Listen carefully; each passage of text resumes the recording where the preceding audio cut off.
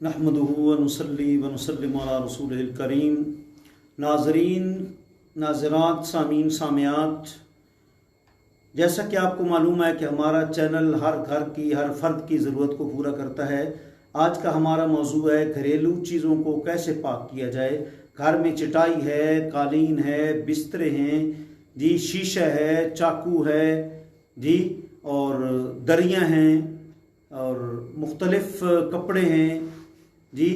अगर निजासत लग जाती है तो इनको पाक करने का क्या तरीका है। सबसे पहली बात तो यह है कि चटाई, कालीन, ये जो चीज़ें हैं मोटी, इनके अंदर अगर निजासत सरायत कर जाती है, मिसाल के तौर पर कुत्ता या बिल्ली वगैरह पेशाब कर जाते हैं वगैरह वगैरह इस किस्म का, तो इनको पाक करने का तरीका यह है कि सबसे पहले एक मरतबा इनको धोकर ऊपर जो है वो लटका दिया जाए, पानी इनका टिपकता रहे। उसके बाद फिर दूसरी मरतबा, फिर तीसरी मरतबा, इस तरीके से धोकर इनको जो है वो पाक किया जाए। दूसरा मसला है कपड़ों का।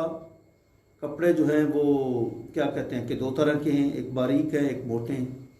जो कपड़े हमारे आम रूटीन के मुताबिक इस्तेमाल होते हैं, इनमें अगर कोई निजासत लग जाती है, खून या कोई और पेशाब, कोई निजासत, तो इनका शरई हुक्म यह है कि हर मरतबा कपड़े को धोया जाए और हर मरतबा धोने के बाद उसको नचोड़ा जाए जी। इस तरीके से 3 मरतबा जब ये अमल किया जाएगा तो कपड़ा जो है वो पाक हो जाएगा।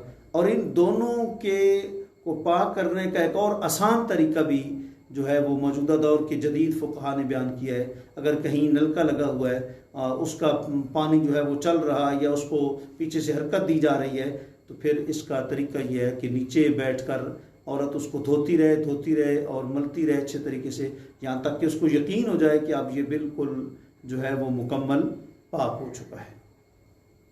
इसी तरीके से भाई अगर शीशा है, तलवार है, छुरी है, इनको पाक करने का एक तो तरीका ये है कि जो है वो गीला कपड़ा ऊपर फेर दिया जाए, और दूसरा तरीका ये है कि ज़मीन पर रगड़ा जाए उनको, तो वो पाक हो जाते हैं। ये दोनों तरीके जो हैं वो इनके हैं। और अगर ऐसी चीज़ है बहुत मोटी है, उसको एक बंदा मिलकर नहीं उठा सकता, 2-3 उसको मिलकर जो है वो उठाते हैं, तो उसका तरीका यही है कि उसको जो है वो धोया जाए और हर मरतबा उसको निचोड़ा जाए।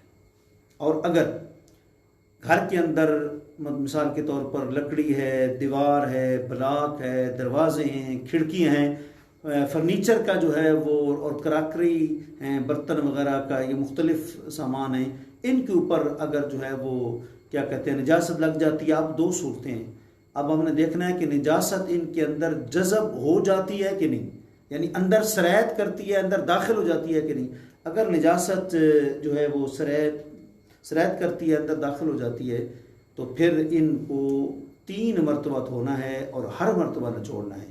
और अगर निजासत अंदर सरायत नहीं करती और ये निजासत को चीज़ें जज़ब नहीं करती, तो फिर फ़कत एक दफ़ा ही धो लेना जो है वो काफ़ी है। अल्लाह करीम आपको, हम सबको जो है तहारत के मसाइल पहचानने की तौफीक अता फरमाए, क्योंकि हुज़ूर ने फरमाया अत्तहुर शत्रुल ईमान, सफाई जो है वो निस्फ़ ईमान है। अल्लाह करीम आपको, हम सबको जो अपने घरों को हर निजासत पलीती से पाक रखने की तौफीक अता फरमाए। व आखिर दावाना अल्हम्दुलिल्लाह।